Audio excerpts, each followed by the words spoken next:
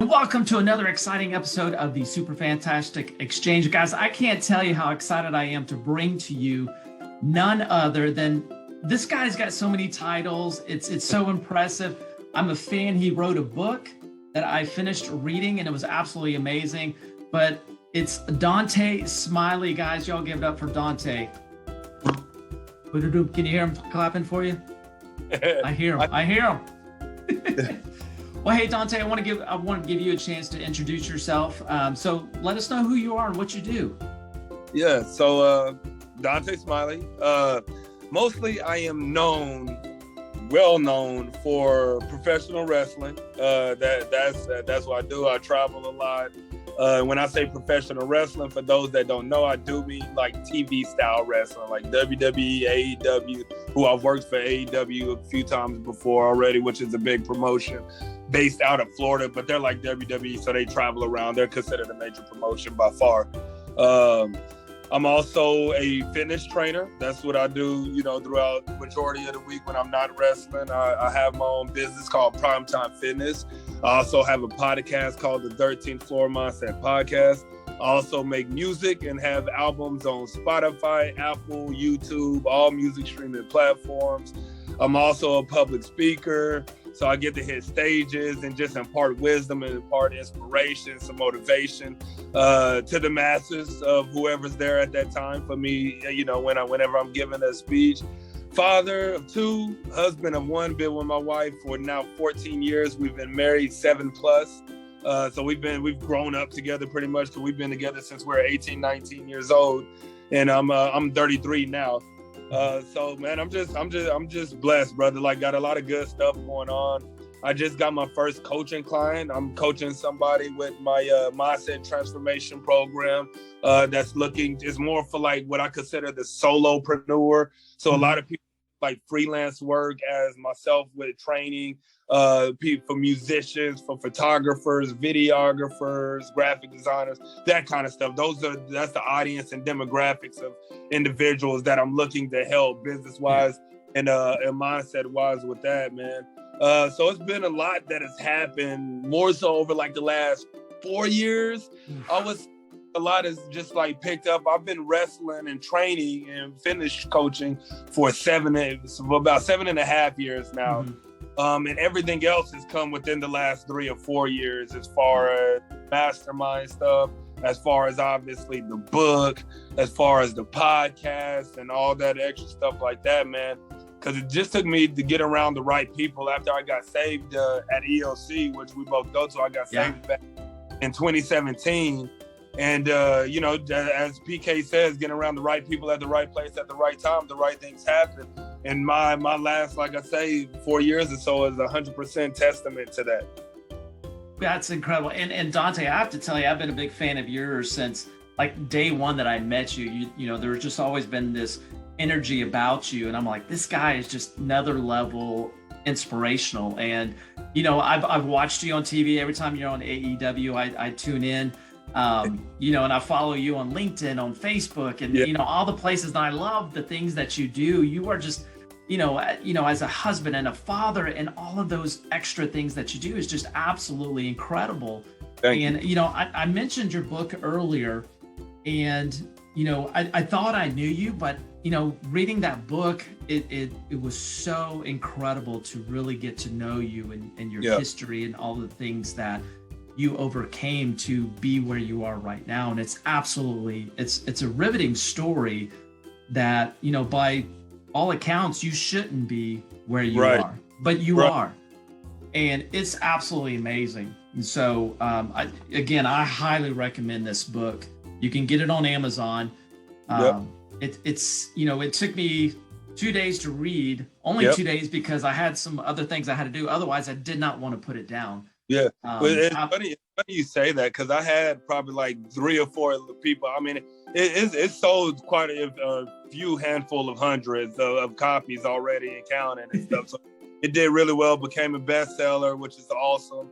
But it's funny because there's a good handful of people that have said that they like sat down and just like read it that day, and like they didn't put.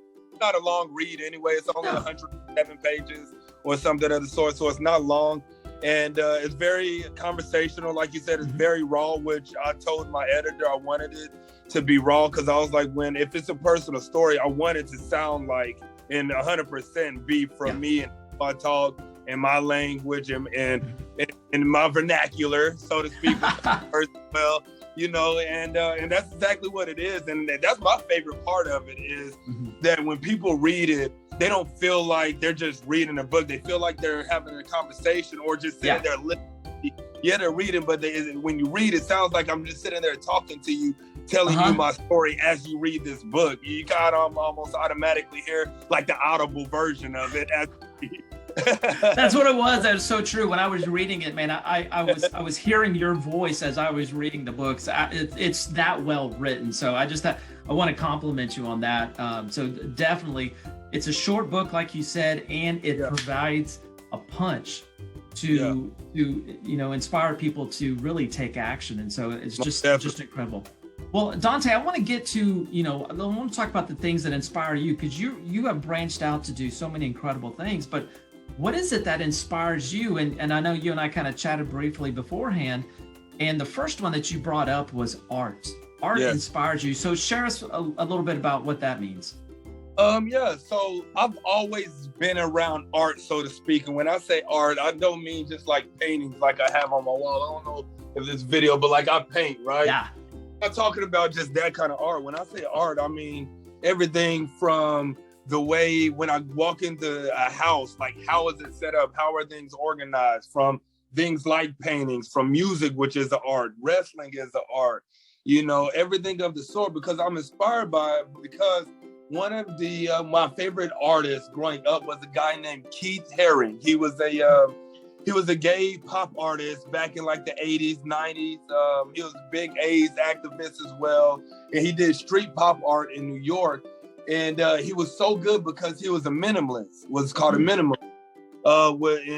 With pop art, it could go both ways. It could be minimal, or it could be an extravagant thing. Yeah. But what I love about his is the messages that he sent behind his type of art without using hardly any color ever. He only really used black ink to paint, always kind of free motion, full line work, not stopping until he had the redip. But as minimal as it was very, very, very, very deep. It had a lot of depth to the art. And I'm inspired by that kind of stuff from that standpoint, from music. When I listen to music even, when I'm hearing a beat, because when the music I do is what I call testimonial rap. So I'll rap a lot about my transformation. I used to rap like mainstream rap music, but then after I got saved, I just went, it's not Christian rap, it's just testimonial rap. You know what I mean? I talk about the changes in life and talk about God there in it, and just very uplifting music now. And when I listen to a beat, everybody typically when they hear a beat, they're like, oh, this is a nice beat. But they hear the drum pattern, you know what I mean, is what they hear, the thing that really makes them bob their head or whatever, and move and groove. When I hear beats, I can separate every layer of whatever that beat is, from that to the sample that may be in it, to the most minute little bell sound that was the lowest and the most bottom part of the instrument. And that's why I say art inspires me, is because that's how I function with everything I do. I try to keep everything minimal, but very deep when it comes to the minimal aspect.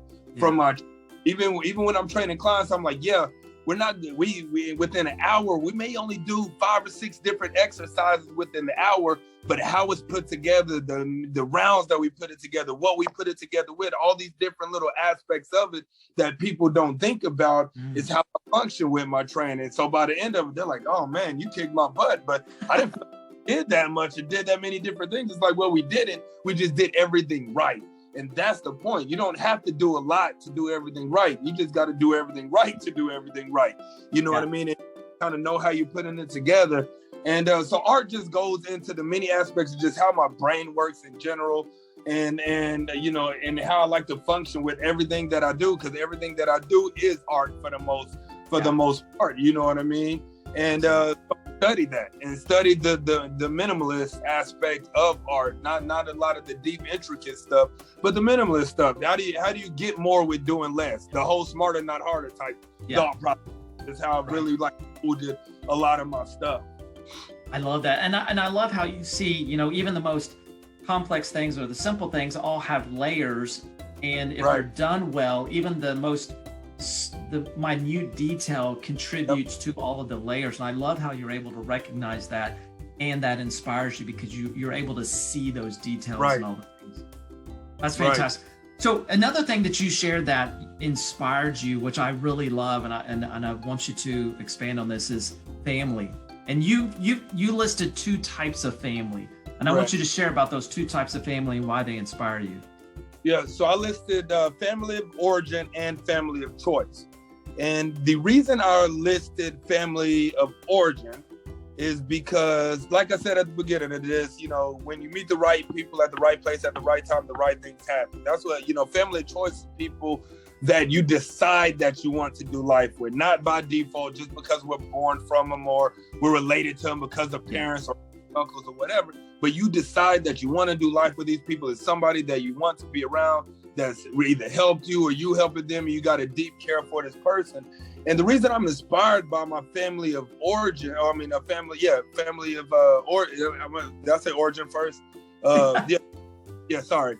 And the reason I'm inspired by my family of origin and is because a lot of my family, growing up, as you read in the story, was relatively dysfunctional, to say the least, but also it's one of those things where somebody like my dad and my mom both raised me to be better than. My parents have been separated since I was 3-4 years old. So a long time. I'm 33 now. So, my whole life, I don't have any memory of them being together. Yeah. Both of their rights, they raised me to be better than them one way or another. I lived with my mom half my life, lived with my dad the last half of my life from 13 to 19 before going on to college after he had got custody of me. And I'm inspired by that their work ethic, I always saw was for the best. And I'm just inspired by them due to that fact that always did whatever they had to do to provide. I remember when I was in middle school and high school, when my dad would pawn jewelry just for me to be able to play in a basketball tournament that cost $400 for me to be able to do it, or sell this and that for me to be able to do a tournament, or pay for my jerseys, or get me new shoes. And same thing for my mom. She sacrificed the years I was with her up until I was 13 in many different ways as well. You know what I mean? So both rights to both of them in that order. So I'm inspired to do better, not only better than them because that's how they raised me, but also I'm inspired because I want to be that legacy changer of the family. You know what I mean? I want to be the first. I'm the second person in my family to own a business, because my grandmother on my mom's side owned a business as well. She owned a preschool when she was still with us. So I'm the second person to own that. And also for my downline, I got 2 girls, a 5-year-old and a 6-year-old. And so that legacy, I want them to be inspired by me in a certain type of way, and to realize that they have this certain creed and certain principles and core values to live up to. We didn't have core values and principles when I was growing up. That's something I'm laying down to them. And so I'm inspired by my family of origin due to that fact, because I didn't have those things. So a lot of stuff I didn't have inspired me to do better than that and have that for my kids, so they have a different upbringing from what I did, is ultimately what I'm trying to get to. Yeah. And that's a big key component of life and how it should be. Because I'm one of the people, I do want to leave something behind for my daughter. Even if it's just a name by the end of it, you know what I mean? I'm solidifying the Smiley name to be something. So when people see that last name, when they get older, people gonna be like, wait, was your dad that professional wrestler? Was your dad that Arthur? There's not many Smileys out there. Was your dad that music? Whatever it may be. I want them to have something that they're proud of, not just because they're prideful, just because it's the Smiley last name, There's actually a lot of substance behind the work that got put in to why people are asking if they're related to Dontae Smiley or whatever it may be.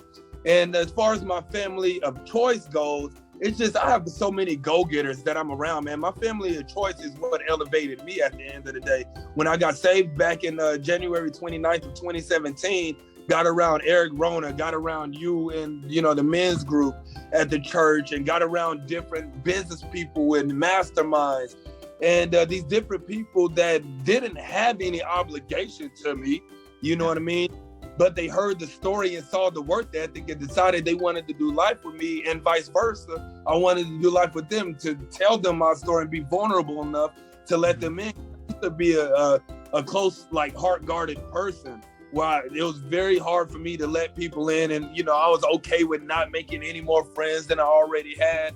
But I fell in love with meeting new people and learning from absolutely everybody that I could, and wanted to heed this different knowledge so I could have these different experiences and this different knowledge from different cultures and different creeds of people, whatever kind of subcategory any individual is a part of that I may not know something about. I was a lot more open to that and letting these people in and doing life with them to help one another. So I'm just motivated by the go-getters that I'm around, man. Other authors like yourself, other authors like my mentors, Ryan Stewman, John Laudermill, Mark Zalmanov, inspired by other business owners like Eric Rona, who, him and I work together and, own different gym and fitness businesses, and all the other business owners I know, man. There's no way you can't be inspired by it unless you don't want to be and choose not to be.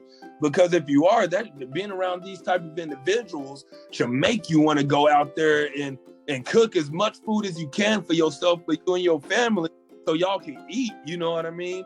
And that's what out. I have all these individuals that are giving me these different ingredients and the recipes to make these meals, and all I have to do is cook with the knowledge. You know what I mean? That's it.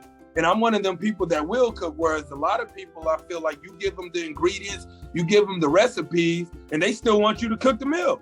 You know what I mean? And it doesn't work like that. You know what I mean? Nobody can do the work for you. And so that's what I love about the whole situation. I just have all these people that are setting me up. They're like, hey, I know you're hungry and this is how you make this meal. All you got to do is cook it. Here you go. And I do a lot of the cooking.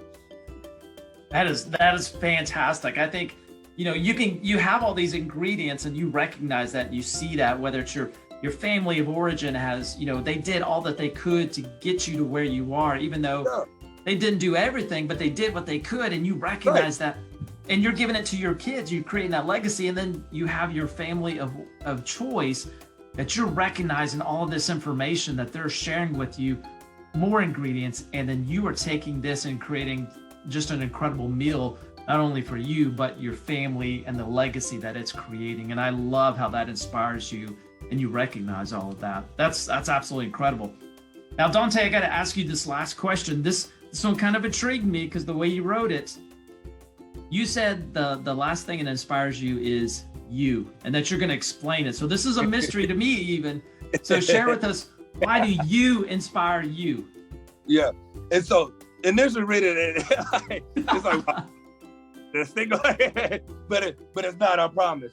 But yeah, like even in my book, man, I wrote that I thank myself and all the people that I thanked at the end of my book, right? My mentors, my wife, kids, my in-laws, my parents and siblings. And the last one I put was myself. And the reason I inspire myself and put thank you to myself in the book is because everything that I went through throughout my life would hold the average person back from being the best version of themselves. But I'm inspired by me due to the fact that with everything that I went through, I ultimately didn't, it hindered me at one point in time, but I grew through it. I learned how to grow through what I went through to create that breakthrough. You know what I mean? And I said yes to myself. And I said yes to realizing that I wasn't right. When I was called out about not being right at certain things, I said, yes, you're right. I said yes to the fact that, when somebody was like, maybe you should go back to church and figure out if that's the missing piece in your life, because I wasn't in church before I was in church at all. Matter of fact, I didn't even believe in God at one point in time. You know what I mean? Everything was good without it. I was happy. Everything was flowing, fitness, wrestling, music, and until it wasn't. You know what I mean? Then what I have to go to other than drugs back then, and that's what I went to. But then you find God and realize there's more to life than that stuff. You know what I mean?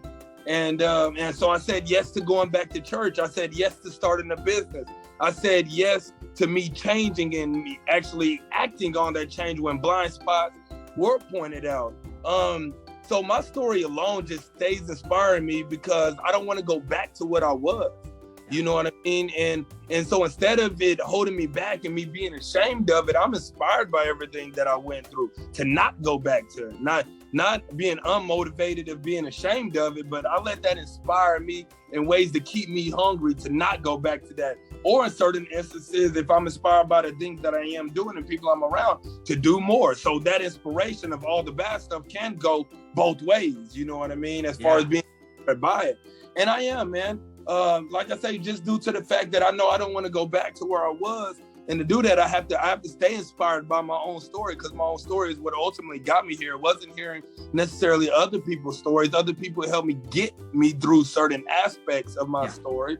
But ultimately, my story is what I took myself through. And it's a very inspiring story to myself and others, you know, because I know how far I've come and I recognize that. And I try not to forget where I came from. And I don't want to forget the bad things I went through, because I feel like sometimes if you forget the bad things that you went through, it's easy for you to go back to them, you know? So I don't want to forget the bad stuff, you know what I mean? I may not talk about it all the time, but it dang sure ain't forgotten, you know? And so I build on it and stay hungry to not go back to that. And I think everybody, if they have a very progressive journey, should be inspired by themselves a little bit more and celebrate themselves more and appreciate themselves more. Because in a blink of an eye, I could have not have been here, man. You know, I see a lot of these artists, especially in the music business. Recently, one of my favorite artists to listen to is a guy named Mac Miller. About 3 years ago, 3 years ago, Mac Miller passed away from a cocaine overdose. Which because it was laced with fentanyl. So it wasn't an overdose. He died from the fentanyl because the cocaine was laced with fentanyl. And I look back, and I mean, in 2013, 2014, right before wrestling, that's the same stuff that I was doing at times. Like, not like religiously, but on the show night, have some people show up with it. We'd do some lines and go perform, you know what I mean? So thinking back about that, it's like, yo, that could have been me that died from not from an overdose, but just something being laced and not knowing what it is or whatever it may be. And on down the line, multiple stories goes where I was in these different situations that I could have, and just as much as I did come out of it okay, you know what I mean? It easily went the opposite way without ever even thinking about it, you know what I mean? Because trying to have fun, so to speak, in those moments, or getting my zone, so to speak, before I hit the stage or, you know, go perform my albums back then or whatever it may be. And so just as much as I'm here, I could have easily been gone, man. And that's why I share the stories and stuff, because people need to realize that, because tomorrow ain't promised today. As cliche as that is, it's the absolute truth, which is why we got to have gratitude for where we're at. We got to have gratitude for where we came from. We got to have gratitude for those that love doing life with us and that have helped us along the way. I have gratitude for people that have done me wrong in my life, because I've learned from it. I don't lose ever. And the reason I don't ever lose is because I learned from those losses. And if you learn from it, that keeps you winning at the end of the day. So I tell people that all the time. I'm like, I can't lose. Like, it may look like a loss to another person, but I win with losing, because I get knowledge out of it to make sure it doesn't happen again, and I keep it benefiting me going forward one way or another. Dontae, man, that's powerful right there.